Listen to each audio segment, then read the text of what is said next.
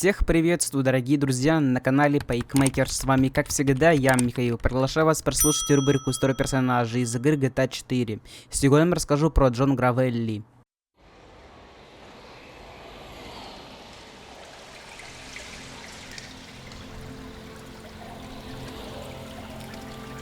Джон Гравелли, персонаж вселенной HD, родившийся в 1923 году.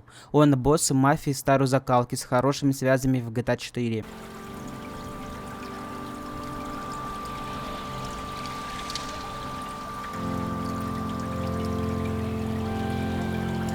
Джон Гравелли родился в 1923 году и вступил в мафию в возрасте 12 лет. В 1935 году уже знал соперничество с другой мафиозной семьей Анчелотти. Впервые он был арестован в возрасте 17 лет за хранение записей об азартных играх.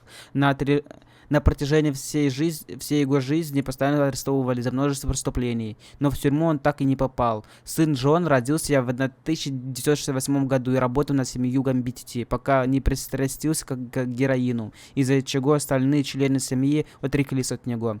Джон стал главой семьи Гамбитти в 1978 году, после смерти бывшего дона Сони Кандолози, и под его руководством Гамбитти стали самой могущественной мафиозной семьей в истории Либерти-Сити. В 1990-х и 2000-х годов, после того, как обвинения в убийстве и препятствии правосудия были сняты, Джон подружился с представителем Liberty Papers и начал работать вместе с ними. В 2005 году Джон был госпитализирован в медицинский центр Шотлери с неизвестным заболеванием, возможно, раком легких, из-за его постоянного кашля и использования кислородного баллона во время съемок, пока он ожидал суда по делу о рэкете. Дорогие друзья, желаете меня поддержать? Вы можете оформить подписку на Boosty или ВК Донат. Вы сможете увидеть файлы моменты с прохождения, также прохождение уникальных игр, расписание видеороликов, доступ к закрытому телеграм-каналу, где будет реал-контент. Прямо сейчас есть 20 бесплатных мест, так что успейте написать мне в ЛСВК, ссылочка находится в описании данного видеоролика.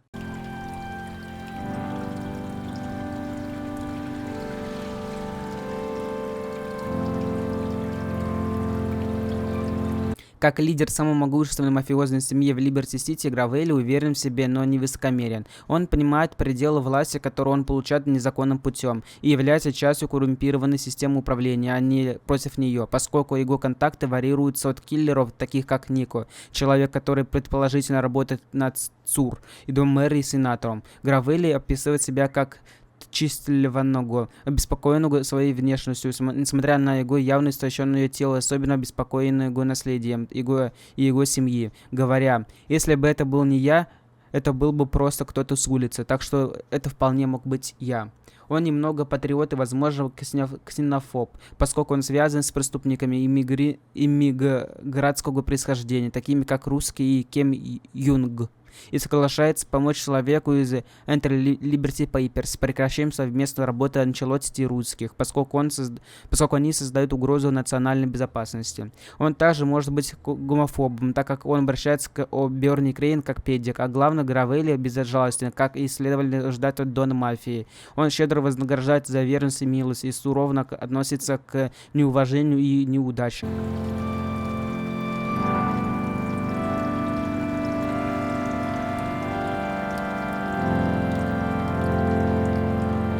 Он, скорее всего, основан на Карло Гамбино, бывшем боссом преступной семьи Гамбино, на которого основана Гамбитти, хотя его имя имеет сходство с Джоном Готти. Его фамилия также похожа на фамилию информатора Готти Семи Быка Гравано. Он также может быть основан на Джокатти Амари, покойном исполняющем обязанности босса преступной семьи Декавальканте в Нью-Джерси, поскольку у него диагностировали рак желудка во время его пребывания в должности исполняющего обязанности босса. И по мере того, как его состояние ухудшалось, он не мог управлять семьей так же эффективно, как раньше. Однако болезнь Гравелли, по-видимому, имеет распространенную природу, поскольку его голос, как правильно, хриплый, а в сценах он иногда прерывает свою речь, чтобы использовать кислородную маску.